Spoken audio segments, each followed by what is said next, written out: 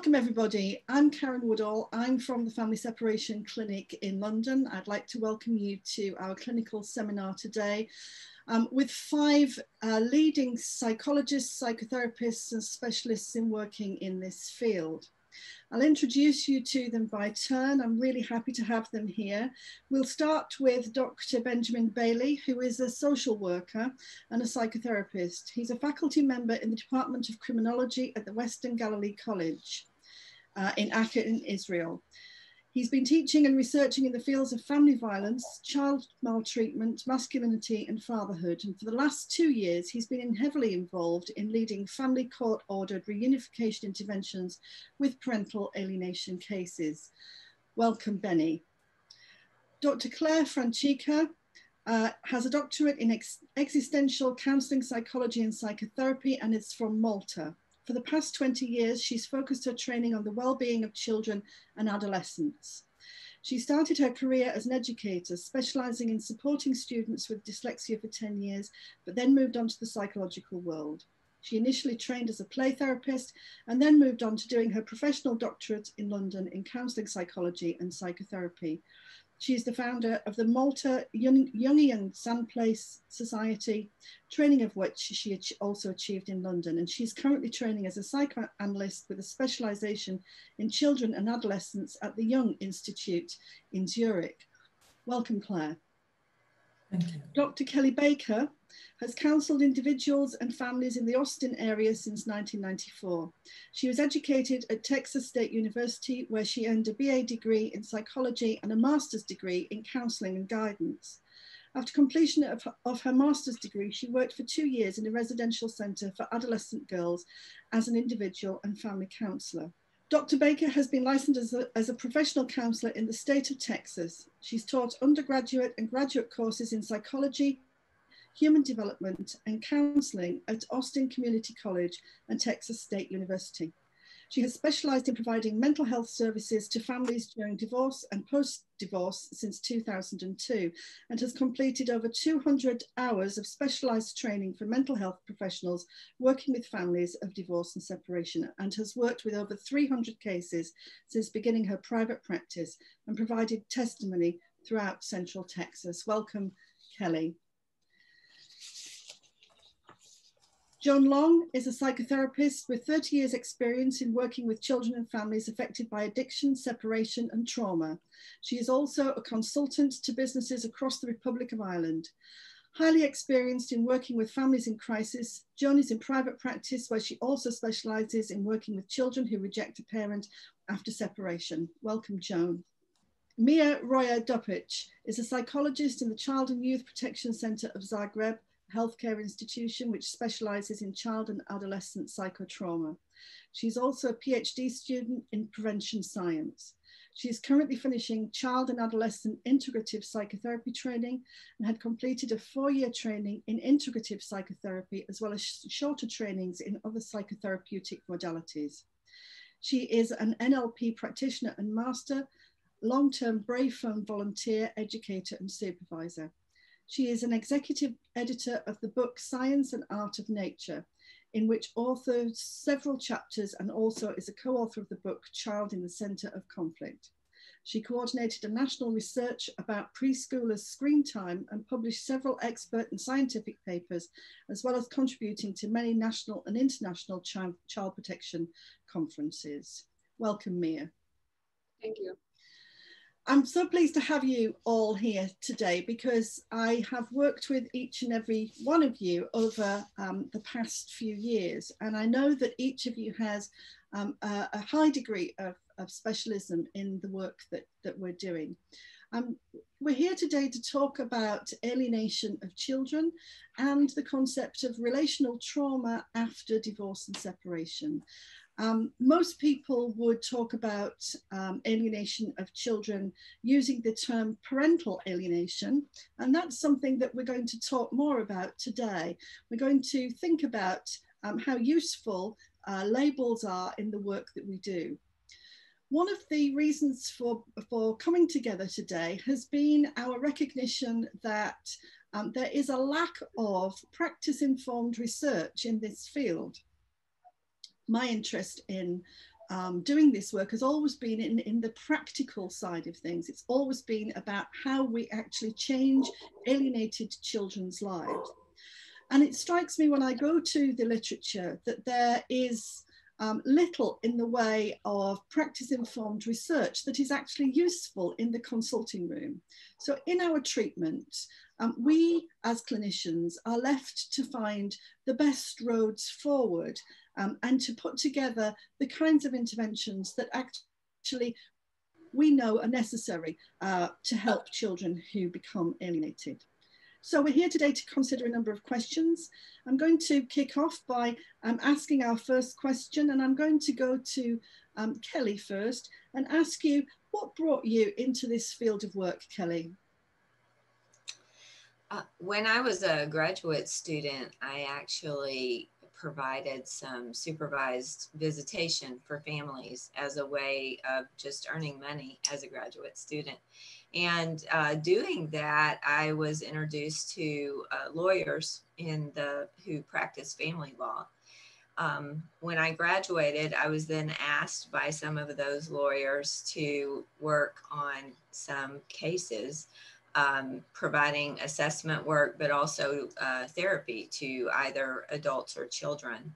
And it wasn't until I'd been practicing a few years that my first alienation case came through my office. And I always explain to people that it was seeing a child who was so severely psychologically abused that she could not speak and had been diagnosed as mute, that captured my heart and is the passion that I have for this work. So it came to child protection and advocating for children. So child protection and advocating for children, it's a familiar feeling for me. And I guess, like many things, when you first see a child who is alienated make a switch from the alienated state of mind to reconnecting to a parent, it's something that stays with you. You never really forget it. Claire, can I ask you, what brings you into this field of work? Yeah, my situation was that I had alienated children and I didn't know it, in the sense that as I was doing therapy with these children, and I felt that somehow I wasn't reaching them. There was something which was really lacking in the therapy. And then I attended the first conference in London, the conference in London on parental alienation, and it was like a penny dropped. I changed my attitude towards the work completely. As soon kind of as I have a feeling that there is parental alienation, I don't even do therapy. You know, kind of it's a totally different way of working with a child who is experiencing the situation. Mm. So for you in therapeutic work, it was recognizing that you were not able to reach the children who were in your consulting room. There was something missing. You weren't able to make that final stride, and that drove you to go further and find out what this might be. There was this negativity, this heaviness, which somehow nothing would relieve it. No therapy, no play therapy or some play therapy would actually relieve it. And kind of it was, I felt like going round in circles and being pushed and pulled. So these were very strong feelings that I was carrying, took these situations to supervision, but of course, my supervisors were not trained in parental alienation either. So it was only when I came to the conference and then kind of I heard what the interventions would actually work is when I changed my interventions completely when it came to these children. I remember sitting in the conference and having in mind specific children. I remember that very clearly. So recognizing that there's something more that you need to know, something Yes. about the nature of the intervention, but you're also talking there about the quality of the case. You're talking about the atmosphere of the case and the feelings that that produced in you. And we'll come back to that because I think that's a significant point to follow up on. Joan, can you tell us what brought you into this work? Me, Karen, I was coming across some cases that I was involved in, and what I found was that the children were refusing point blank to have any contact with one of the parents, and there seemed to be no specific reason or event or occurrence as to why that was the case. And I suppose I was somewhat lost because I couldn't find anything either, and yet as a whole system, both as a therapeutic professional psychotherapy counseling system or the judicial system, there didn't seem to be any acknowledgement or recognition that there was something that was missing here that, in my opinion, we all seem to be missing. And it was just a gut sense for a finish in a particular case that I felt there is something not right. And hence I came across yourself and it started to put the pieces of the missing jigsaw together for me. Yeah. So again, it's that sense of something isn't right here. I can't see what it is that's preventing these children from having this relationship. There's nothing obvious, but their presentation feels it feels off somehow. Yes. Benny, can I ask you, what brought you into this work? So I had about 20 years of experience in working with domestic violence and with abusive fathers initially, and then I went into the field of children at risk and working with abusive parents. And then, like Claire, I had some being very familiar with court-mandated intervention and this whole dynamic of boundary violation and the need for confrontation in these cases, which is very common in cases of alienation. I started to get referrals of parental coordination. And like Claire, I saw suddenly children who behaved in a very unusual way, and I didn't know how to name it. And then when I read about it and started talking to colleagues about what I was seeing in my clinic, I realized there is a whole phenomena that's being framed and being kind of initially understood. Or not initially, I mean, I saw that there are at least 20 years of writing about it. But having this skill of confrontation and working with the courts and being able to hold boundaries, which I realized is a highly needed, I think, skill and the ability of therapists in this field.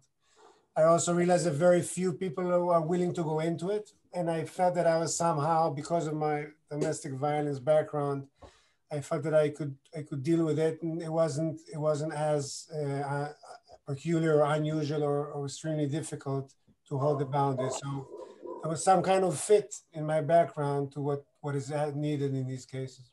Okay, thank you. So the quality of the work that you were doing in domestic abuse cases or domestic violence helped you to recognize that there are perhaps patterns of behaviors in alienation cases and gave you maybe the awareness that to hold these cases, to manage these cases, you need to be a particular character.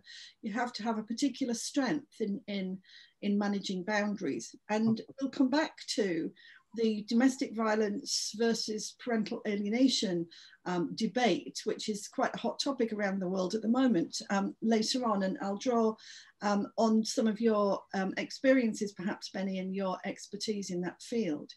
Mia, you work in the Child and Adolescent Centre in Zagreb. You're working with a whole range of child abuse issues. What brought you into working with alienation?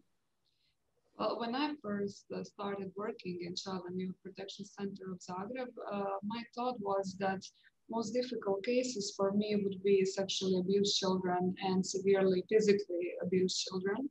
But the most the most challenging part was actually working with emotionally abused children. Why? Because they often pass under the radar of many experts and many systems because their wounds are not as visible as the other ones. And maybe 25, 30 years ago, it was similar, for example, sexually abused children. But today we really recognize that and we react as a society. But emotionally abused children are not on that point yet. And then into that group, we have alienated children. And their wounds are often even harder to see. They're so well covered up and wrapped into this shield. And it's often denied, it's often misinterpreted. And that wakes up my inner scientist, psychotherapist, human, all at once. So that hidden nature of the alienation of a child and what that means in terms of child abuse and what that means in terms of longer term harm to that child has been very much hidden from public consciousness. And I think perhaps very much hidden from our own consciousness until we came into being confronted directly by these children. And for me, I've done this work with divorce and separation for 25, 30 years, thereabouts. And it's only really been the past 10 to 12 years that I've started to move further and further into the world of the alienated child and to recognize the deep roots of harm that are left behind when a child has been alienated, and the deep roots of harm which are left if we don't intervene at the time that this happens. So many people will say, well, it's just a contact dispute, or this is just what happens. Leave them be, and they'll come back to you. And we know that many children do come back over time, but we also know now, because we are now working with second, third, fourth generation children of divorce and separation, that when they come into the consulting room, there is a particular quality of experience that they are bringing. So I'm working with adults who were alienated as children, and there are very similar themes hidden, especially from themselves, an experience of not knowing the self in the way that other children might know the self, not being able to trust the self in the way that other people might be able to trust the self, and not having a sense of an integrated whole. So all of us are working from a perspective where we know there's something hidden. We came to it because we wanted to know more about what was happening. Let's think about now, let's think about what is actually happening to children who outright reject a parent. And I want to make it very specific. Who outright reject a parent when there is nothing to substantiate them doing that, when there is no evidence for why they might do that. What's your understanding of what's happening? Let's start with Claire. This is a very important question. I have two things in mind. One is the double bind, and this is unfortunately why sometimes these cases are referred to family therapy, the generic kind. Okay, because of course there is a double binding language in the situation. So children keep getting confused messages about what mom is doing, what dad is doing. And somehow there is this assumption, I think it's because of the lack of awareness, that even sometimes courts refer these situations to family therapy or co-parenting intervention, which is gaining popularity in my country. But it is not a solution to the double bind, as it is not a solution to the splitting either. So what happens is, because of these mixed messages, children then decide to have create their own narratives for daddy and the narrative for mommy, and these narratives don't match. So I, as a therapist, get both narratives. So I'm in a position where I hear what the child has to say about mommy and what the child has to say about daddy, and there's absolutely no match in the narrative. So two very different narratives, yes, two very different realities, two very different internalized realities for the child, and an inability to integrate those in any way. So even the behavior is different. So I see. So if I'm seeing the child with mommy and the same child with daddy, it's as if I'm seeing a different child altogether sometimes. Their behavior, it's amazingly different. Even the language, even the body posture, even the non-verbals are very indicative that there is the split. The child seems to be fulfilling two different roles as a child to his or her parents. Kelly, two different roles as a child. Have you seen that child in those split states of mind? Absolutely, and it seems to me that it's a loss of the child's genuine and authentic voice, right? So what I hear from the child is it's not the child's own voice. It's usually the voice of the parent that they're most aligned with.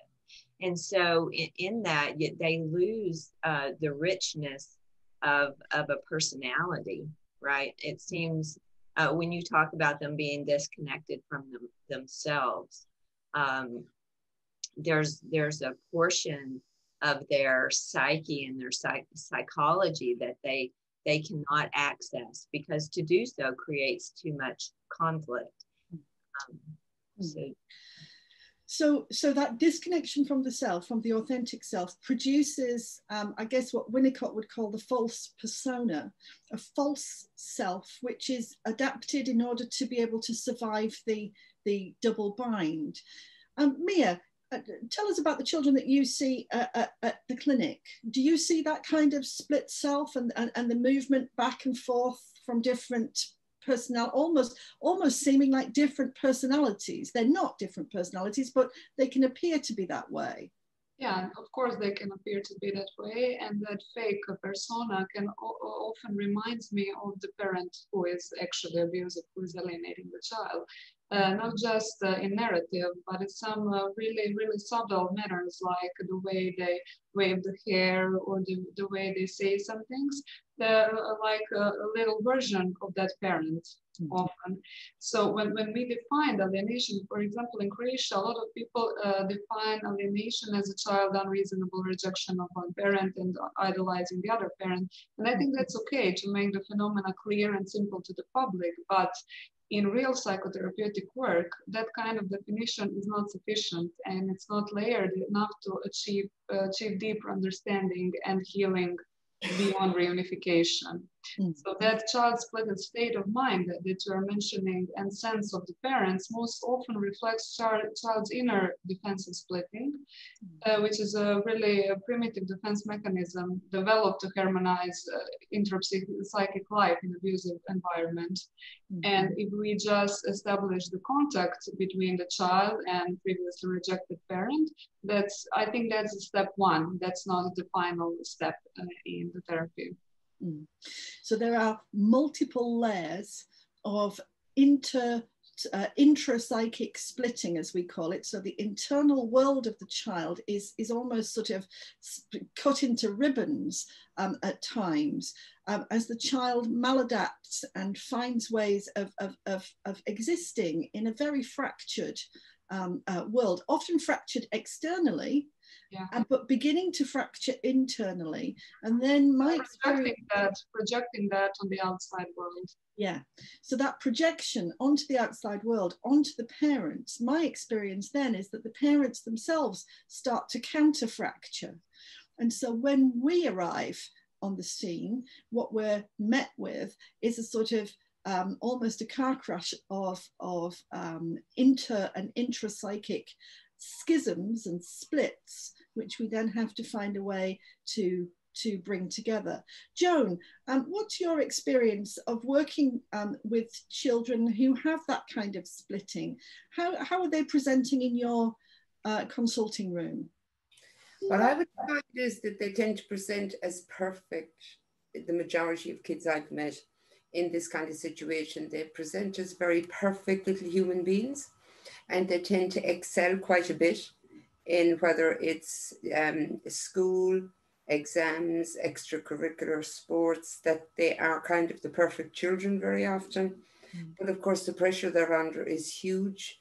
you know, just like Mia said there, it's like there's this primitive defense mechanism that they have built up so strongly. And, you know, it's awfully sad because these children aren't in the normal development of their intrinsic self because they can't access that, because they're so intent and utterly obsessively focused on the alienating parent that that's all they have. So they cannot go there, and you get the extremes, total extremes. That is the parent that they tend to live with is the perfect parent. And, you know, again, like some of the other speakers were saying, that even the language that's used, it's very often, in my experience, adult type of language, terminology that's used by adults. And it's just this presentation that is so defensive and extremely, extremely developed that it's so difficult for them. And of course, my concern is what is going to happen to this child when they grow up, because this is the perception they're going to have of the world as well. And how they will relate. Yeah. So that longer term risk to the child, if we don't intervene, it's very apparent, isn't it, in the consulting room, because the division into good and bad, the split into idealized parent and demonized parent, then begins to reflect into the outside world. So the child takes that core split and starts to see the outside world as if that's the truth of the matter. Benny, can I ask you, Joan said there that one of the things that she sees is that the child is doing very, very well at school. For example, in other elements of their life, they're doing extraordinarily well. And yet there is this very fixed pattern of behavior in relationship to their parents. Is that something that you see in your work? Yes, a lot of them do well, especially in school and in different activities. And like Joanne said, you know, make the effort to present it usually upfront, and their parents, especially the alienating parent. And you're asking what children do I meet, but I feel when I hear all of us, I'm meeting the same children in 6 different societies or countries. And so I can identify with every type of vignette or characteristic of how each of us is talking about these children. And I feel that there are children that are caught in between in an impossible situation, but there's something very subtle about it. I mean, it's not like in domestic violence, especially in physical violence, or so that's clear to see. And sometimes the behaviors are upfront, but here things are in between. The lines are very subtle, and the adaptive abilities of humans, and especially of children, to please and not to rock the boat. And also as a parent to young girls, I see that it's so easy to mold children. If it's so easy to when if parents are not dysregulated or are troubled in so many ways, it's so easy to maneuver children, and the effect is sometimes so complete. And when I hear the lack of ambivalence and the lack of empathy, sometimes when I hear, you know, the way children supposedly allow themselves to speak to a parent, which is obviously, you know, if you take 100 people, 99% would say this is rudeness, or this is not the way to speak to a parent. So there's something in the way that they supposedly allow themselves, and I have to remind rejected parents that it's not that the boy is rude or the girl is cruel. She's caught in between both her parents in an impossible situation, and she's just shot herself in a corner that's her defense to kind of not to be troubled, but too much information and nuances and complexity. Mm-hmm. I'm thinking about Salvador Minuchin, a father of family therapy, who said the only time a child looks down on a parent is when they're standing on the shoulders of the other. And I think it was Linda Gottlieb who introduced me to that thought at the conference that we held in London, and it stayed with me ever since. In no other setting have I seen children become so contemptuous, cold, and disdainful towards a parent and be given permission to behave in that way by a parent that they're in the care of. We're kind of drilling down now into the reality of what we're working with. And like you said, Benny, there are 6 of us here from 6 different countries in the world, and yet we're all talking about very similar patterns of behavior. Kelly, can I ask you about the differentiation of alienation? How do we know that a child is alienated? What are we seeing in front of us? We've had a few glimpses. Let's drill down now and talk about what are we looking at? What do we see? You know, the characteristic that really jumps out that I've heard each of us speak about is this level of hatred and animosity that comes through the child that is just not representative of a normal child. Forgive me for using the word normal, but it really is the thing that leaps out first, because children are not naturally full of hate, and they're not even naturally unforgiving. I often say that one of the hallmarks for me when I'm doing an assessment is that the problems that are mentioned by the child, or the reasons for not having contact, are not problems to be solved.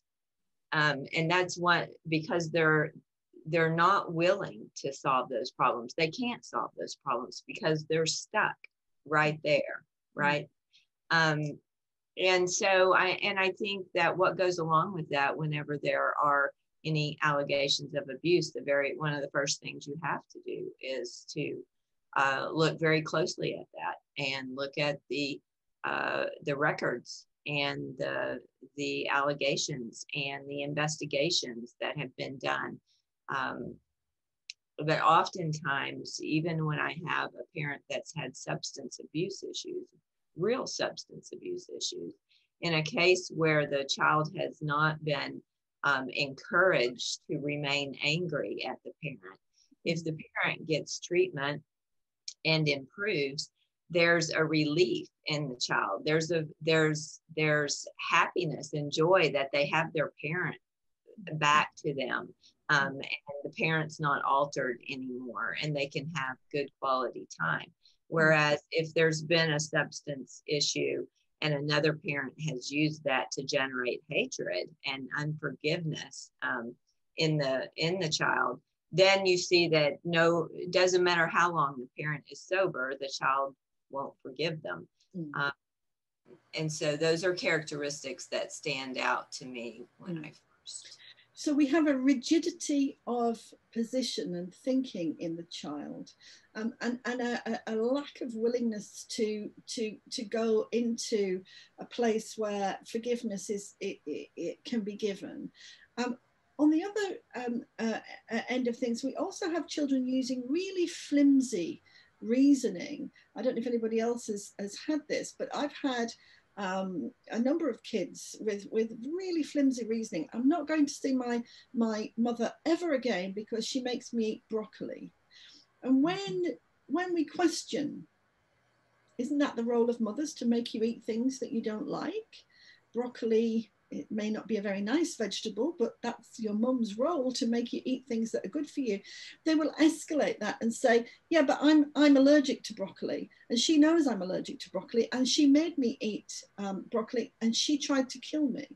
So it's that escalation from something which is not a reason to reject a parent completely, to a very dramatic sort of positioning in the child. And again, it becomes very rigid, it becomes very stuck, very focused in unforgiveness. Mia, do you see that in the clinic, in your work?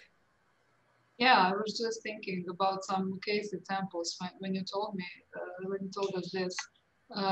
Just last week, a girl told me that her father, she's afraid of him because he is a murderer.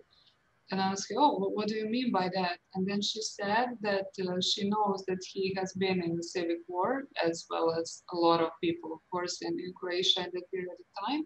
And people in war, they go there to kill people. And that means that he killed people. And that means he is a murderer. And I know he loved it.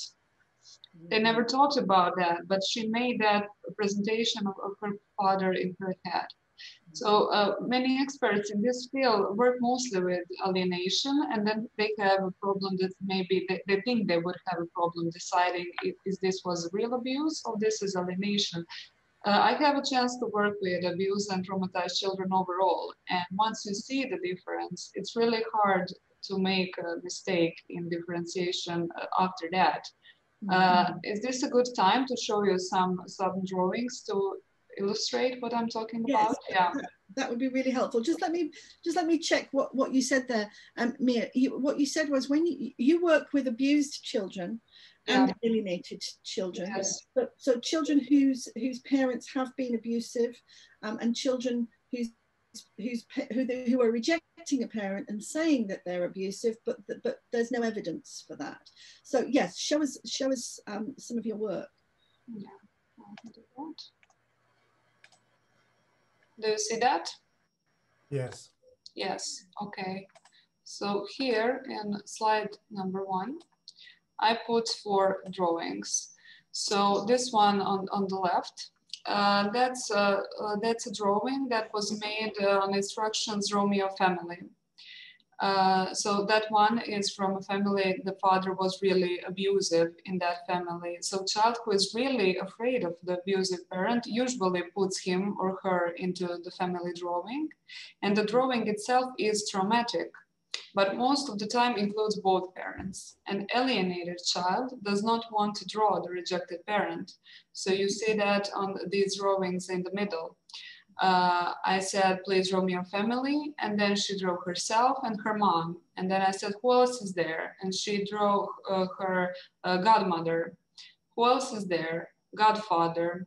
Who else is there? There is a dog. I don't know if you see the dog, but there is a small dog next to the mom. And then is there somebody else? No. Can you please draw me your father? No. The other child drew the father actually, but of course it was first her, mom, sister, then the dog, then the cat, then the trees, then the sun, clouds, everything. And when I specifically said, please draw your father, she drew this demon coming down from the sky. And this is a perfectly adequate parent with no history of abuse or anything like that. And I also put this drawing on the right because a lot of people, at least in our region, still confuse high conflict divorce and alienation or induced splitting. So children in high conflict divorces also suffer, and sometimes they're emotionally neglected and abused, but it's not the same thing. So this is the drawing when we said Romeo family, that boy drew mother, father, and himself in the middle. And the title of the drawing is, when you're just looking at each other, you don't see me. But he put both of them, and he's feeling bad, something is going out of his head. And he is sad in this drawing. Of course, in the first drawing, the children are also traumatized, but in the drawings in the middle, children are really happy, and the other parent is not existing in the picture. So I think that this really shows that a little bit better when we have it exactly from the children. There are some drawings of really abused children when we say, draw me yourself. So that's how abused children see themselves. Or for example, this one. So this is the drawing of self, and these are some adjectives describing the child. So the child said, awful, crazy, fat, baby, coward, stupid, bad, black, unstable, dead, little, lazy, and so on.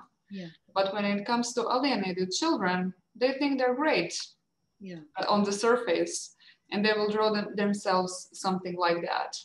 So that's also a difference we are looking for. This here are some, this is one psychological test, some structured sentences. So we start a sentence and then we ask the child to finish the sentence, like the first thought that comes to their mind. So when we have a real abuse, that's on the bottom. With my mom, I like to cook and watch TV shows. With my dad, I like to drive in the car or stuff like that. If I could change anything about my dad, is to make him not angry so that he could be kind. This father was abusive and the child witnessed family violence. And when we have a splitting, then it's something like that. With my mom, I like to talk. With my dad, I like to not think. Yeah. With my mom, I don't like, me and my mom never do anything I don't like. I mean, that's just not normal for adolescent to write that down. With my dad, I do not like see him. If I could change anything about my mom, nothing. If I could change anything about my dad, I would change everything. So that's also one way of making the difference between real abuse and alienation. Okay, I will stop here for now, and then maybe I can continue with some other examples and other questions. Thank you, Mia. I think maybe you need to stop screen share. Yeah, I will just stop a bit because I don't know how to. Okay, great. We can edit that part. That's really helpful, and what you've done in those sort of examples of what we might call projective testing, is you've given us a glimpse into the inside world, the internal world of how actually abused children see themselves. So what I'm seeing there is that when children have been abused by a parent, they internalize that and see themselves as a bad person. And what we hear from them in the internalized description is that they have absorbed, they've introjected that negative stuff, and it's becoming part of their self-image, how they feel about themselves. In alienation, where the child has been separated from their authentic self and they've developed this false persona, what we see is all of the positive and none of the negative at all.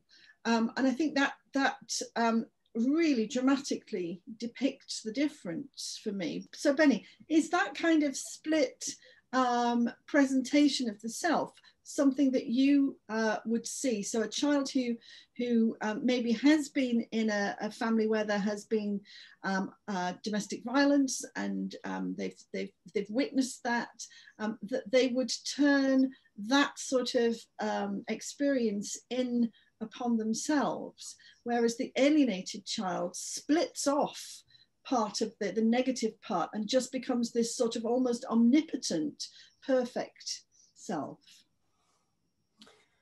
So I think because my clinic has a different character than Mia's center that does, it seems like they have a fair amount of actually abused children. I actually didn't come across many cases that I eventually, my impression was that the children were truly abusive.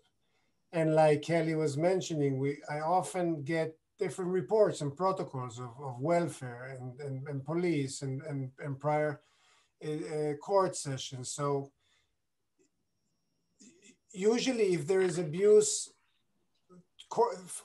judge would not find me suitable to do this type of intervention. So when there are allegations, and then I have to try and find out for myself and make up my mind whether there's true allegations or false allegations. I do feel that children behave somewhat differently, and it's also true when I try and assess how strong is the alienation. And when I hear children that are so black and white, telling of each of the parent, that's a very strong sign for me. This is very unusual to have such a black and white approach. Like Mia says, it's impossible to not have any kind of conflict with a mother, and that everything a mother will do will be great and fantastic and suitable to what I want. Mm. But on the other hand, when children are able to, like I every time when I intake a child, I would ask them, could you say anything positive about your father? Let's say if I take on Mia's case where the father there was, and then when children can say some positive stuff on each parent, that is also a sign. And when children say, I have nothing to say, or he's just smart, because let's say, I don't know, he's an accountant, or he's something that has a profession that maybe is seen as as respectable. I could see that they could not, there's no nuances and they could not say anything that would take me to the other, to suspect that there is a kind of a split and that is very uncommon, unnatural. So it's the lack of ambivalence that we see, and it's the split state of mind which produces this range of behaviors in which the child divides the self into, they become, you know, the good self, the omnipotent self, and they align strongly to one parent and reject the other. It's that we're seeing when we start to think that this may be an alienation case. Joan, at what point in your work with families are you thinking, actually, this has got all the qualities of alienation? I'm starting to feel that this child is presenting with alienated features. How far into your work, how long a time do you spend with a family before you get to that point?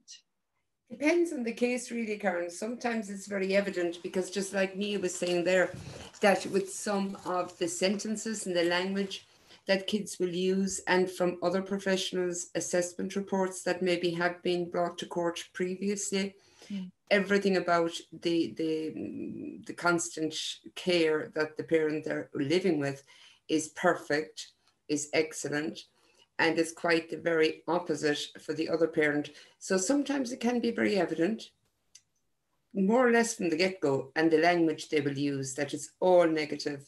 There is nothing redeeming whatsoever about the parent that they are rejecting. So sometimes it's very evident. Then I was just thinking, actually, as I was listening there to people, that this isn't just all about parent alienation, of course. It's also about, you know, the need for therapeutic parenting, where there are other very strong, I suppose, psychological damage being done because of other factors that are going on that are causing dysfunction, malfunction, deprivation of healthy psychological development for children within a marriage or a long-term relationship that is broken down.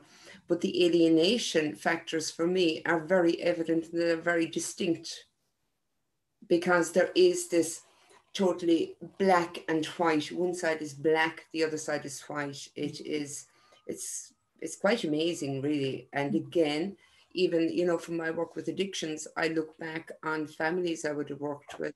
And just like Kelly said there, even people that would have worked so hard, the parent who was in active addiction, and even though they will get into really strong recovery and they will do all the recommended things to try and help heal family wounds and go back and make amends, etc., to their children who may be teenagers, young adults. And it's so interesting, even working with adults who themselves become addicted, you just wonder in their own histories, because they will say, no, my father or my mother was always useless. And they have totally dismissed that parent. It's really quite astounding. And I look back and I think of all the individuals, all the families that perhaps we actually didn't realize and know what was going on. Just like I think it was Mia said earlier there this evening, that, you know, when it's physical abuse, the bruises, the hurt is very visible. Whereas with this type of abuse, it's so much more subtle and so much more difficult to ascertain, really, and thankfully now we're beginning to hear in Ireland, we're certainly beginning to acknowledge it for what it is. So yes, to go back to your question, that very often it's very apparent very earlier on in my experience. And I guess what we're raising here is, what do we do as clinicians when abuse looks like love? So what we're looking at in our consulting room is a child who is professing a great deal of love for a parent. Yeah, absolutely. This parent is perfect. This parent is wonderful. And that parent, who is the aligned parent, is solicitous and warm, often at the beginning at least, engaged with us, wanting the child to have a relationship with the other parent, very concerned for the child. And the other parent can sometimes, the rejected parent can sometimes present as frustrated and angry and agitated. Often loses it in court situations. Absolutely. Solicitors with social workers doing assessments. So they can often lose it because of their frustration, which of course adds then to the evidence there that this person is actually aggressive, violent, a danger and a risk to the child. Yeah. So what's coming at us as clinicians is a story which really the child wants us to believe, because this being a defense mechanism of psychological splitting, the child is actually saying to us, I am in a double bind. I know that I can't love both parents. And so I have had to split my experience of myself internally, project that onto my parents. I've rejected this parent and aligned with this parent. That's the red flag that tells us that there's something we need to investigate further. So that point of splitting that we see in our consulting room, and that sort of story that's being told, which looks like love, is something that we then as clinicians have to start unpacking. We've got to look closer, we've got to look deeper, we've got to start to peel back the layers. And of course, there's lots of different dynamics in that situation. When we were talking earlier in the summer, I think it might have been you, Claire, where we talked about the family car crash, where we are arriving on the scene and the family is in sort of, they're disorientated, they're not quite sure of what's going on, but the child is presenting this particular defense mechanism. What is your experience, Claire, of doing this work, of deeper investigation in your country at the moment? I wish to add something to what Joan has said. Unlike Joan, sometimes it's very difficult to notice it immediately. You know, sometimes I really need a number of sessions, I would say. I don't want to put a number on it, but sometimes a good 12 sessions and a mix of sessions, having the child alone and then with mommy and then with daddy. Especially more recently, I've become aware of the high levels of coercion. If there are high levels of coercion, it is very, very difficult to kind of really get to the bottom of it. And I also have been noticing that there is also obsessional thinking. A child comes to the session, brings this obsessional thinking. I see it even in play, actually, because initially we have this stuckness, so to say, even in the choice of play. And then kind of I realize that the child is actually trying to maintain a status quo because of the difficulty to actually confront this coercion. And it's very difficult because sometimes the parent who is implementing these high levels of coercion are the parents who do not do the homework with the children, are the parents who do not keep the ritualistic chores and the early sleep and the healthy food. Usually they're the opposite. So for example, then you get a lot of illogical narratives as a result of this. Like, for example, I have a situation where the child would actually say, because mommy is bad because she takes her mobile in the shower. Now, what does that have to do with whatever is going on? So you have this really illogic of a situation, and it's only because they're being, it's impressively, so there is the coercion, and then there's this naivety, which I also wish to add. So there, on the one hand, there is this obsessional thinking and the distrust. They even distrust me at times because I don't match to one of their narratives. On the other hand, there is this kind of naivety. They don't seem to be able to be pulling out of it. So in reply to your question, I think in Malta, we're still very much in the very beginning of dealing with parental alienation in a way that is quick, doesn't take a lot of time, and it's effective. I mean, we're still in a situation where there's a lot of coming and going in mediation sessions, and then we have the court coming in later on, this ping pong of children having supervised visits and then unsupervised visits. It takes too long, and the damage is extensive in children. I mean, the children start getting exhausted, and the worst thing is that they lose trust on all of the professionals who are trying to support them. Yes, and that is a very familiar story. The long, drawn-out process of investigation, of court management, of the system being sort of inveigled into the family story. We need to find, and urgently, in my view, we need to find replicable, structured interventions that we can deliver over a period of 12 weeks, probably no more than that, in order to find out how the child came to this place and then move the family furniture, if you like, around so that the pressure, the coercion on the child is lifted. In the United Kingdom, we've had some very important, what we call case law judgments this year. In the United Kingdom, we've had a judgment which recognises alienations. It says we don't need to worry about the label. We do need to look at the behaviours. And where we see those behaviours, we need to act fast. We don't have to wait until the child is alienated. We need to intervene early as possible. Those are very important signals in the United Kingdom that this kind of harm to a child is being recognised and should be treated. Can I just ask, Benny, in Israel, what's the situation in Israel legally? So as I was saying in the Zagreb conference, just recently, about a month ago, the president of the Supreme Court has approved kind of a quick dealing procedure where if a parent is father, it's called a need or a need of assistance in the case of being disconnected from a child, there must be a court hearing in no longer than 2 weeks. And then if judge realizes that there is indeed a case, like the parent has argued, he has to follow up on it.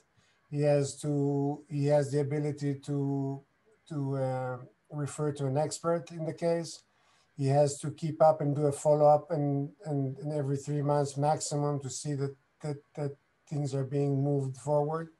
So all of that means in so many ways that there is an acknowledgement by both the courts and the courts and maybe even that's been a lot of activity of policy from practitioners, just like Inbal and others, pushing this forward. But it just means that there's an acknowledgement to this phenomenon, and that the courts realize, and they've put it in the same priority as children at risk situations. So it's either disconnection from a child, or a child at risk will be treated equally and fast in no longer than 2 weeks. Okay. So strong court management in Israel is a really important move forward. Kelly, you've been working in Texas for some time now. What's the situation over there in terms of time and avoiding delay? What's it like over there? I think the process here is excruciatingly slow for most. That's been my experience and the experience of my colleagues to have a change or an intervention that is not outpatient family therapy or individual therapy takes a very long time. It's as if the courts feel a need to try every every other option before perhaps sending a family to a reunification or an intervention program, or recommending a protected period where the child would be placed with the parent they're resisting and have no contact for a while with, or limited contact. So to get through all of the possible options and then to get back to court to have it reevaluated could take a year or more. Yeah, it's a long delay, and we know that delay is a real problem in these cases. And before I get hundreds of people complaining about me being too optimistic about the UK, I should say that despite case law, which flags a real sort of shift in thinking about alienation, in the lower courts in the United Kingdom, people can be a year or more in a very sort of problematic process in which the struggle to evidence what's going on can be repeatedly sort of disrupted and you know, thrown into a different light. It's a very, very complex process, which very much involves people around the child being able to understand the dynamic. And of course, this is not a well understood dynamic yet. Mia, can I ask you, what's the situation in Croatia? Well, that mostly depends on the judges, but also on the other experts. Our experience here in the center is that a lot of even our colleagues, psychologists, therapists, they don't want to do this job. They don't like working with abuse in general, and especially they don't like working with alienation cases or suspicion to alienation. And then often a lot of time passes before they get any assessment or help. And on the judges, well, sometimes they are not well educated or sensitive on the subject, and sometimes they're afraid to take the power and to make a cut, especially if a child is threatening to kill himself or herself, or when they have to do the enforcement. Is that the correct word? Like when they take the child from the, then parents call their neighbors, they call the whole neighborhood, you know, they go at media, and some judges lack the courage to pull that through. And how we approach that is that we don't talk that much about alienation, because that's a really controversial concept. We talk about child abuse because we are a healthcare institution, and that's a diagnosis of emotional abuse. And there is also emotional abuse in our legal system. So we can talk about that both as a psychiatrist, psychologist, therapist, and both in a legal matter. And then when they often, or even our colleagues tell us, well, you should give it some time, that they will come to their senses, that they will try to behave better or something like that. We often ask them, what would you say if that was sexual abuse? So abuse is abuse. In legal matters and in health matters. So how would that sound? For example, if a child was living with a pedophile and you know the child is being sexually abused, would you say, well, let's give it a little bit of time? Or the child says, I will kill myself if I can't stay in the household with the pedophile? Would you say, oh, that's okay, then you should stay there? And that's something that raises lots of concerns of the practitioners and judges and in every system, because then they say, okay, that maybe we are contributing to the abuse. So that abuse path is most effective in Croatia, because people here recognize abuse not as much as alienation, but abuse itself. It's really being recognized, and experts react on that. Okay, so what we're talking about there is the word or the use of alienation or parental alienation becomes highly charged, creates a huge upsurge of horror almost, and then we get drawn into the arguments about the label. And so using emotional and psychological harm, which is how it is used in the family courts in the UK, is a much better way of really identifying that this is an act of child abuse. Joan, in the Republic of Ireland, I've been following the news that many areas of your country are now recognizing parental alienation, the actual words parental alienation, as an act of child abuse. What's your thoughts on that? I was going to actually point that out there as Claire was speaking about Malta, because I suppose coming from, being a Catholic background country and divorce relatively newly legally accepted here, it's a new phenomenon really that's beginning to be acknowledged. In my experience, it's only very recently been acknowledged as a real thing that's happening, right? But, and again, like Claire was saying, that very often these kids, in my experience, don't have any trust much in professionals, because so many of them I've met have had so many assessments, so many reports done. They're being carted here and there and to this person and that person, and they don't get anywhere. And children have said that to me here in this office, that I've spoken about this, and nothing has ever happened or nothing has ever changed. Now these would be kids who would perhaps not be in the category of alienated.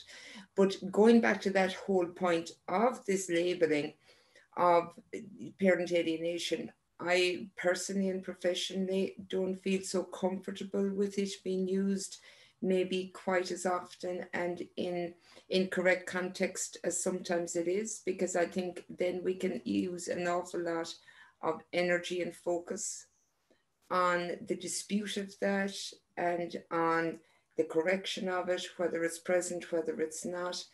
And time and energy is lost in my experience of working with the actual child and children. So that is something that I would be extremely aware of. But yes, to get back to your original point, it is something that's been acknowledged in some of the courts, which is excellent.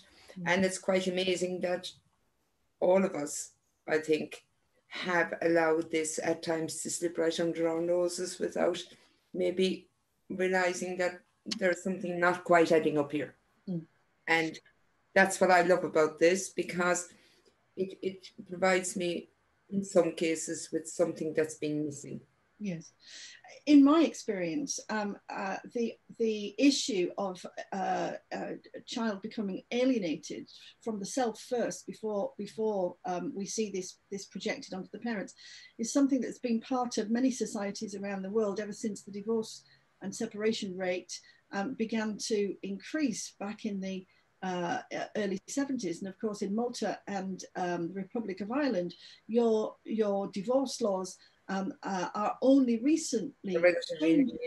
So this is something very much really related to changing societal norms, to the expectations of how parents organize their lives after family separation, and the vulnerabilities of children, some of whom may well have disorganized attachments and early developmental trauma anyway, how those children come into the sort of divorce landscape and how they are helped or not helped to manage it. And I've long said that there should be a national family breakdown service, pretty much like we have national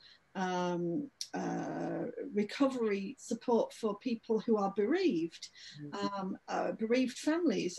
We should have something going on at a national level, a sort of first stop where people can get some information about how children respond to divorce and separation, because most families make the crossing from together to apart and find their way through the difficult times.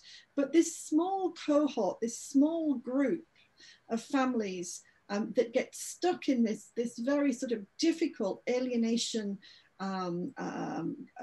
pattern of behaviors, in which the child has to raise a defense in order to be able to literally psychologically survive in some cases. In this small group, the problem can become very, very entrenched. In the United Kingdom, residence transfer, which is the move of the alienated child from the aligned parent to the rejected parent, is often done directly. So it's done after a court hearing. It's done in circumstances where the judge has made a finding of alienation, where the child is regarded as being severely psychologically and emotionally harmed. And the child is often moved from the aligned or alienating parent to the rejected parent in an immediate transfer. And that's something that I've done on several occasions over the past 10 years. Done right, when all of the professionals around the family hold the line, the child makes the switch from the alignment, the strong alignment, to integration very quickly. But it's not always the case that we can get the dynamics right, because someone said a couple of years ago, the team around the child is only as strong as the weakest link.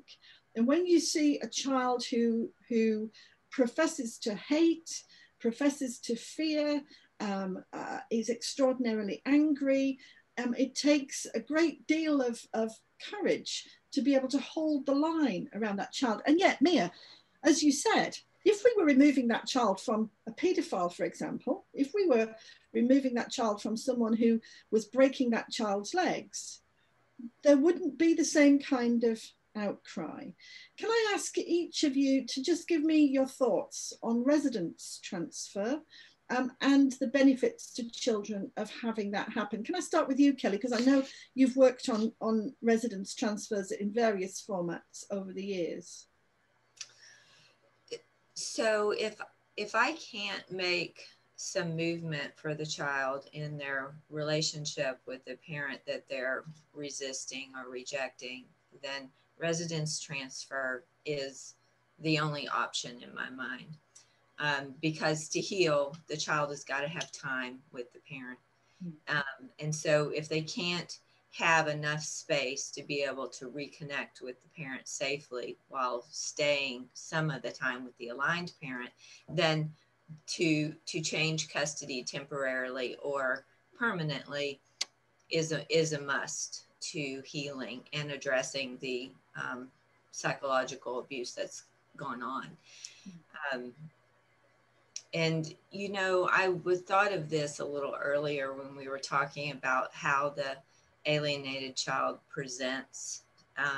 And one of the most beautiful things is to see that spontaneity come back when they are allowed to be with the parent and they know there's some protection there from the parent they were aligned with.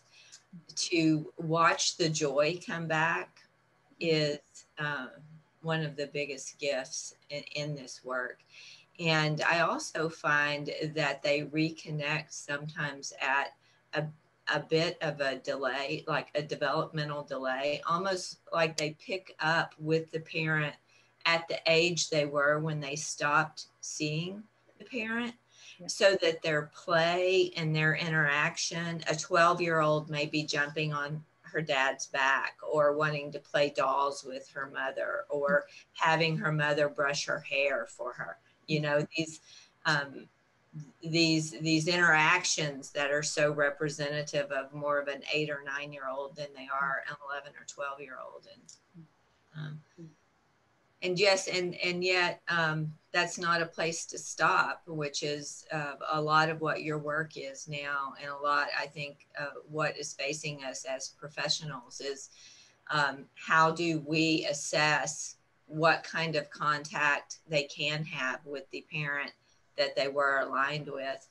And then the other important point that you're making, I think, is the containment provided by the team of professionals in the court who, I love your term, has to become a super parent. The court has to set this very strong container in place, and all of the professionals have to be on the same page philosophically and treatment wise.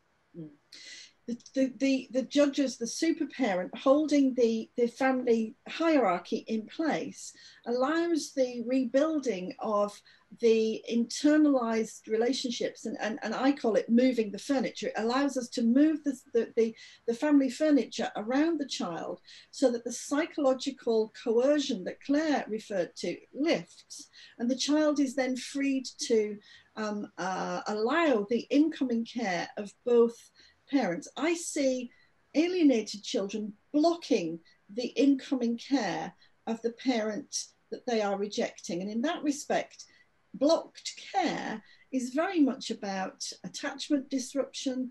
It's very much about the child splitting and therefore not being able to accept incoming care from both sides of the family. I've seen children move from that sort of, I'll never, I'm terrified, go away, to Daddy, where have you been?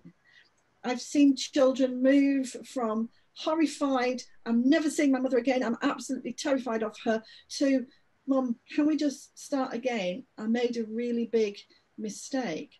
And that's all on the basis of the family furniture and the coercion over the child being lifted, freeing the child to allow incoming care from both of their parents. Mia, can I ask you to comment? When a child makes that integration, that's not the end, is it? There's more work to be done after, however we get to that point, there's more work to be done. Yeah, well, there's definitely a lot of work to be done with the previously rejected parent. And I do it more often now than before, because especially after years and years of waiting and expecting the child, they often get frustrated, and they have some common mistakes, I would say, that they often do in a relationship with a child. That's not the end for the alienating parents either. Sometimes they do not want the treatment, and that's the most important part, that they're willing to do the treatment, but sometimes they do. And usually it takes a lot of different experts. In our center, it's good that we have psychologists, psychiatrists, social workers, so we can make assessment, and then that parent also can be included in treatment. And then, of course, there is a child. So if we make a successful reunification, that's a great first step. But after that, we have to integrate that split parts of the self. So it mostly reminds me of working with other trauma and otherwise traumatized children, when we are working with different parts of the child, and when we are inviting them to come outside and then try to integrate them, and especially using projective techniques, because these children are so used to being that false self and to be super old and super mature about things. And it's really hard for them to just let it go in a short period of time. So I prefer to work with a lot of playing and projective techniques with children, and I often include the other parent as well in a therapeutic relationship with a child. Not every session, but often we do that also. So working with the parent who's been rejected, who needs to sort of come to a place where they can kind of just fall into step with the child, because as Kelly said, often the child will regress after reunification, and it's almost as if there needs to be some time spent catching up in the relationship. I've used horses, dogs, playing ball outside, all sorts of activities rather than talking, because talking can be difficult. It's almost as if there's nothing to say when we get to that point. The child has made the switch and just needs to have the time to catch up with the parent. Joan, I know you've done some recently. You've done some work with an older boy and his father.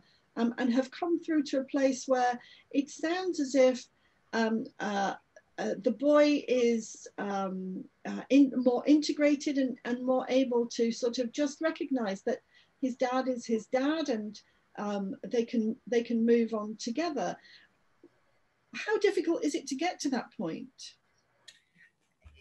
I will answer that, but I also want to go back, if it's okay, please, to what Kelly was saying and what you were saying about the need for the professionals involved to be on the same page. And this is relatively new here in Ireland, and it's a relatively new area for me to be clearly acknowledging and working with this, right? It's only in the last probably 2 years or so, right, that I've really come upon this in a focused way, right? And what I find really interesting, we talk about, sorry, the word has just gone from me, where we, you know, with regard to splitting, I have seen as well professionals, be it solicitors, other therapists, psychologists, social workers, part of the teams involved, where they become extremely emotive, and where there's a whole pile of splitting, and I'm sorry, the word escapes me, where we are passing on our own stuff and we become emotionally involved, which of course it becomes infectious, the whole thing. And you're talking about counter-transference. Thank you. Transfer and counter-transfer. Yes. Thank you. Yes. That's exactly what was going on in my head as I was listening to Kelly, because that's what I see happening quite a lot. And then we have what I would regard as a kind of an expanded family virus that's going on. Yeah. You know? And that's all part of it. Now, I suppose for me, I'm doing this quite a long time in practice.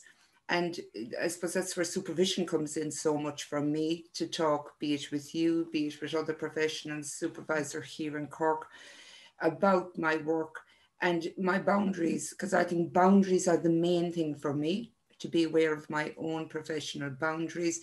And with that case you're talking about is very interesting, because it has been hugely intensive work. And I find this work is not work in the office 9 to 5 days a week. I have been available to these families 24/7 by text, because in my experience, I need to be available to get the work done with these kids. Also, it's a different generation. How they communicate is by text. It's by immediacy.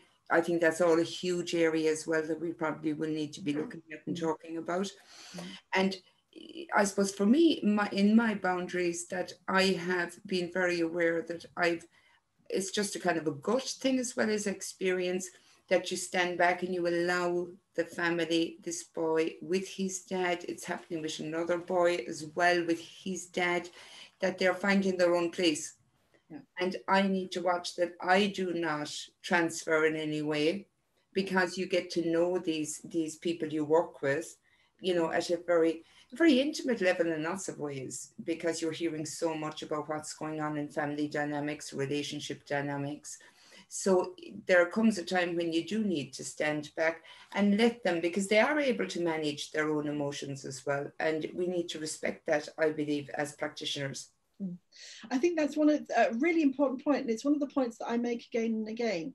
When you get the family furniture moved in the right place, and when the coercion dynamics are lifted, the child and the parent that they've been rejecting can be allowed to have the relationship, because that relationship existed before this happened and it exists now. So that the suppression of the attachment, the way in which the child has had to maladapt, so that that they've blocked the incoming care, when the dynamics are right, all we have to do is provide protected space for that relationship to begin to grow and begin to blossom again, because it's all there. If I may intervene, Karen, I think yes. also we have to allow for the fact that there's usually, and in some cases, there has been a number of years, up to 10 years of development has taken place in the child. Yes. So what I have used as an analogy in those situations with kids like that is that now you need the time to try on this new suit. It's like putting on a new suit. Yes. And your dad, or be it your mum, has a new suit too. And everybody needs to get used now to what this is like. Yes. And that takes time. And I think sometimes the best thing as a clinician that I can give these people, both children, teenagers, and a parent, is to give them the space and the respect to find their own way to dance with the parent with this new suit. Yes, absolutely. That's a great way of describing it. Thank you, Joan. So Benny, residence transfer in Israel, does it happen? Is it possible? And what's the alternative if it doesn't, if it's not possible? So just as I was complimenting the progressive policy here, I was thinking that policy is not enough, and it's nice that we have this kind of quick procedure, but the truth is that judges many times are very reluctant to make decisive decisions. And I feel that most judges are too weak or unbrave or too hesitative, and like Kelly said, you know, they take time and they're over careful. And so they're very reluctant to do resident transfers here. I mean, from what I know, in the circle, about 20 clinicians that work in PA in Israel, besides the welfare, I mean, it's very rare. They're highly reluctant to do so. And in a way, it's a big problem for us because we get a lot of referrals of high degree of alienation. And these, in a way, are impossible cases that we try so hard and we work with the children. But after 2-3 hours of a meeting with a child and an alienated parent, he goes back home, and sometimes it just seems impossible. And I've written just 2-3 weeks ago to a judge in a discreet report saying, you know, giving her hard evidence that the alienating parent is not changing his attitude after over a year of intervention. And the judge is something like, I see that the parent has not changed his ways. I advise him to do so, and think, you know, and you should seriously consider parental guidance, you know. So ridiculous. And that's very upsetting and discouraging for us, for the other parents. So that's still a long way to go for us here. So a uniform approach with the judge as super parent helping us to reorganize the family furniture is what we all want, but it's not necessarily what we all get as mental health professionals. And those of us, all of us here who do this work know that in the shadow of perhaps a judge who is not holding the framework steady, we as professionals, we as practitioners become very much at risk, because this is dangerous work, isn't it? This is not easy work. We're at the sort of almost the beginning of an emerging, evolving field, which isn't very well understood yet.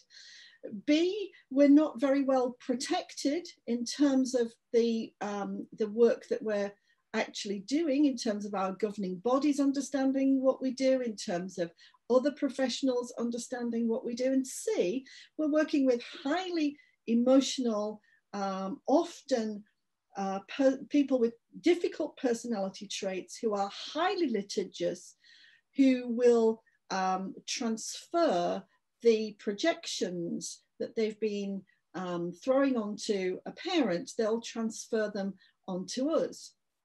So why would we do this work? Some say we do it for the money, and yet my life is not what you would call extraordinarily wealthy, and I work long hours, almost 7 days a week. We give a lot of time for free. Here you all are, giving a couple of hours of your time, as well as preparation and thinking time, in order to share. Why do we do it? I guess it's because we know that this is an issue of abuse which is not well understood, and we want to bring that to the public consciousness, but find ways of treating that in a way that is uniform. What about practice standards? Let's think through. In any other field, you'd have a set of of standards that you could go to that says, in this scenario, you would do this, and in this scenario, you would do that. If you could pick your practice standards, what would you be saying? What would you be looking for? Claire, what would guide you best? I think it's one of the things that would guide where it would work best is to have a unanimous language. So to continue with what my colleagues have been saying, for example, transfer residence is a bone of contention still among judges in the Maltese courts. For example, you would find a judge who would go for it, but an adequate assessment wouldn't even have taken place. And then there are other judges who are extreme, especially the female judges, who are extremely afraid of pulling children from their mother, because culturally, in our culture, the mummies are still the ones who take care of the children. So they're extremely fearful that the fear of them regressing in their educational development, for example, and kind of, they don't even realize that it's coming at a cost of their psychological and emotional development. I would say, one, a unanimous language, that the judge and me as a professional speak the same language. I also say now there is this tendency, this trend in Malta, that when it comes to the social work services and child protection services, they're also obliging schools to follow up. So when it comes to situations of parental alienation, schools also need to be equipped and have this language. So the interventions are containing the situation. So contain the situation, because cases take very long to appear in court and to be resolved because of the lack of adequate intervention. This is posing pressure on schools. What I mean by schools is pressure on the professionals working in schools. So I'm referring to the psychotherapists, the social workers, management of school educational services are now, of course, being affected by the pressure posed on the system itself. So I would say, yes, one thing is training and developing this unanimous language. So if I'm speaking to a social worker and I'm actually talking about activity-based therapy, the social worker knows what I'm talking about. If I'm recommending this to a judge, the judge knows what I'm talking about. If we're talking about a 90 change of residence, everyone understands what this is.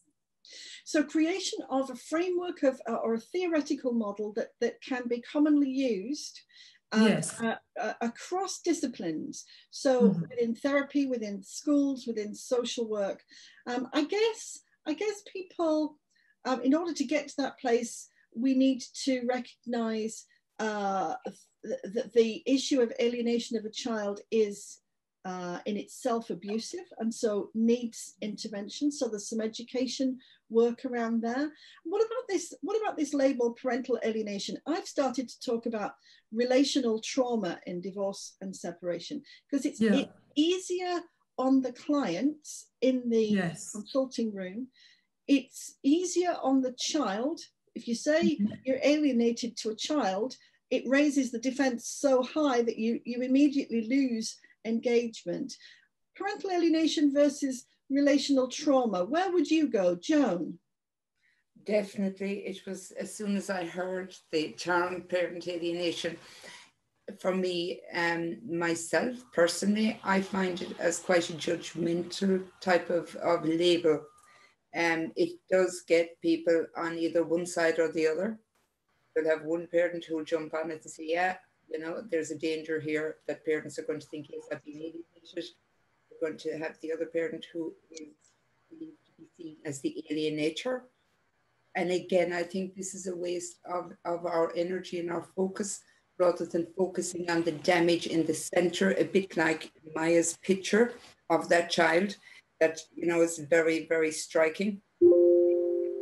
You're looking at each other. When you're doing that, you're not focusing on me. You cannot see me.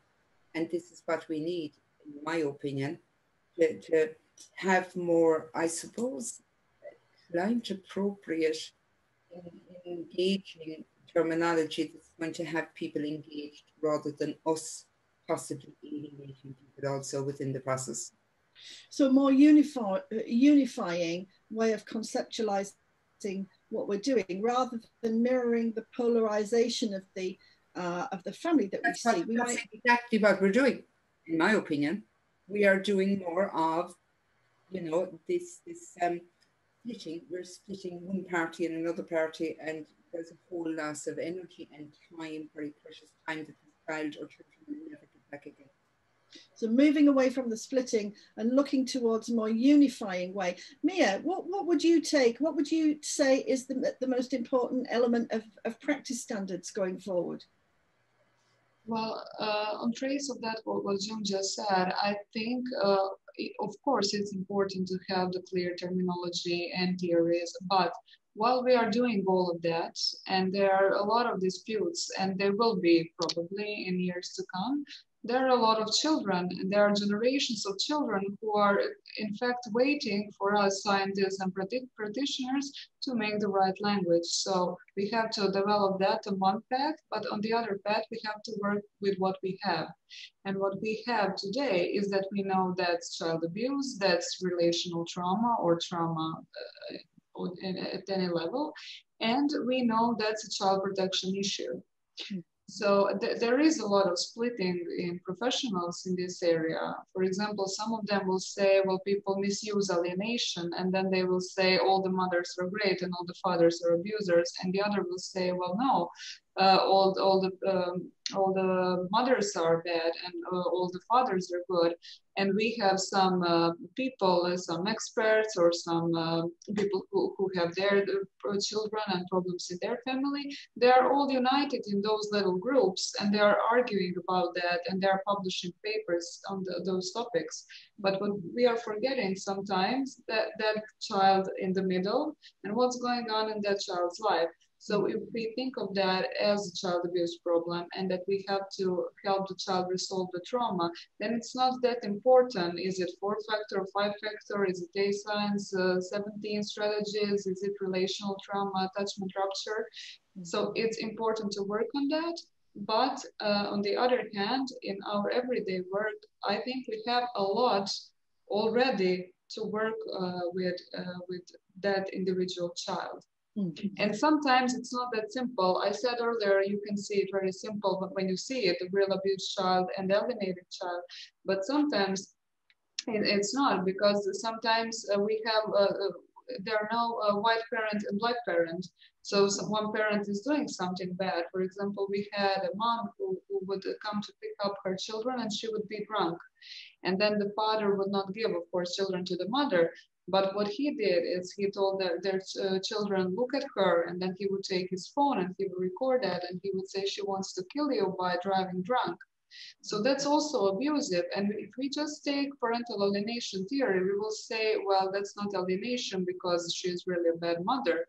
But in fact, okay, she may be the bad mother and she may be neglective or abusive, but he's abusive as well.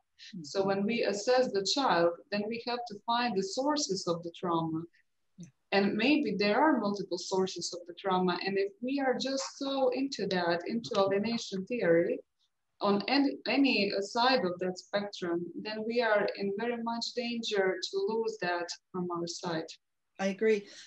And what you're talking about there is a depth, fine grain analysis of the route that the child took into the alienated state of mind, and an understanding of how each of the people around that child, and sometimes the systems that they've been involved in, how each of them have contributed to the problem of the child being alienated. And I think when I work with families, I go to the literature around family therapy, around attachment, around neuroscience, around transgenerational trauma, to look at the layered dynamics which contributed to this particular child's position. And only when I've spent 30 hours with a child and family or thereabouts, am I even beginning to think this may be an alienation case? So perhaps some kind of standardized process of coming to understand the multiple strands that come together to create the problem, maybe something that we need. Kelly, what would your core practice standard be? What would be the most important thing on your list for standards? Assessment protocol and treatment whenever it's going to be an outpatient therapeutic attempt. Okay, so before we treat, we understand the problem. And so putting together assessment and treatment protocols would be your go-to for practice standards. Yes. Benny, what would your core practice standard be? What would you like to see most of all? Would I like to hear out each side, parents, the child. I would like to see the interactions. I would like to hear the answers about child speaking about each parent. And so, I mean, we were talking previously about what would I try and do is once I'm have my impression and apropos alienation or not. Many times we say, okay, the past is the past. Let's concentrate on today and tomorrow. There's a wounded relationship between a parent and a child, and unless it's really impossible because of abuse or because of tremendously poor parenting, I go for it and try and make an intervention. And for instance, yesterday I was working with a 17-year-old boy, and the court has sent to me, and apparently the mother was alienating him. It doesn't matter in a way. The father and the boy are with me, and we walked along the seaside in Tel Aviv, and we were trying to make conversation. We said at a certain point, and it was my role to try and get conversation going and to have the arguments heard by each side, or a bit of that father opening his heart and the child being able to digest it. Whether the mother, even if I know there's been alienation, the boy is 17, it's 2 hours before he's becoming an adult, and I don't have him anymore. So I let it be. And it doesn't really matter in a way. I mean, court has sent them, boy has come, father is here. Let's try and make the best of it. Whether mother is alienating or not, many times I think, it might have been there are the years of alienation, but I reckon that, in a way she's not invested in sabotaging. So I try to make the best of it. And even the actual assessment, was there or was there not, sometimes it's not as important to me. I think that's really interesting, Benny, because what you're talking about there is we can standardize this work. We can unify the language, but as clinicians, we are always in a human to human relationship.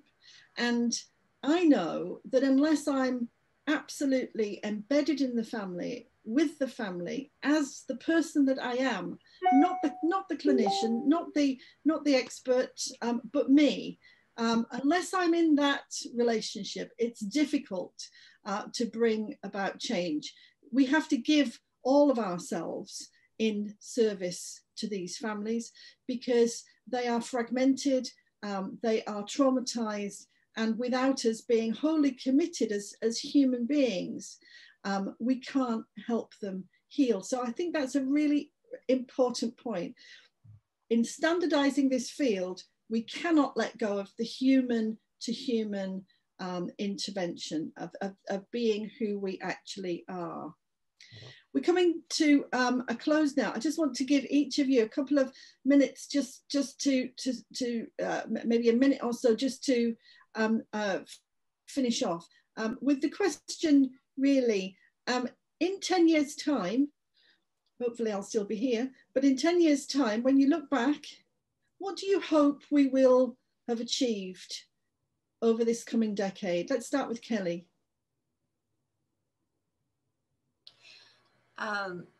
I think to heal some of the split in the professional community and to begin to address this topic at the college level when people are being trained in their programs, so that we graduate professionals who at least have the foundational knowledge of this.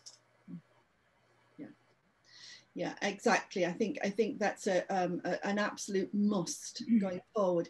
Claire, when you look back 10 years' time, what do you hope we've achieved? Well, what I hope that we achieve is this continuation of growth in the network that we already have amongst us professionals, because I find this is extremely helpful and very beneficial, that we can actually help each other in our respective countries. I find this a huge resource, and this really can move the wheel, in the sense, if I need your support, for example, because I'm very much by myself. So I would find that, yes, in 10 years' time, it's a network without barriers, literally. Yeah, okay, so the continued growth of a collegiate relationship between people who are involved in this space. Mia, 10 years' time, what do you hope we've achieved? Well, I totally agree with what Kelly and Claire have said, and I would just like to say that some of the things are already happening. There is one faculty at the University of Zagreb that puts this topic in the curriculum on their studies, and we are really happy about that. And we are very, very well connected on EAPOP, and thank you, Karen and Nick, for that. And I hope we spread even more. And I have to finish with the child drawing, because that's how I communicate. So I will just show you this one. So this one, that was previously alienated boy, and then after a lot of months of treatment, he drew me this, and the title of this drawing is Bruises on My Soul. So in 10 years, I hope we all as a society will be able to see those bruises in time, yes, and not when maybe it's late. Gosh, that's powerful. Bruises on my soul. I think that's incredibly powerful. Joan, 10 years' time, what do you hope we're looking back on? I would agree, obviously, with what everybody else has said, but I suppose for my country here, I would be hoping that we would have a more generalized acceptance, acknowledgement of this as a real family dysfunction and virus and disease, where there is acknowledged language that we can communicate freely within the whole professional set of fields in order to deal with it appropriately.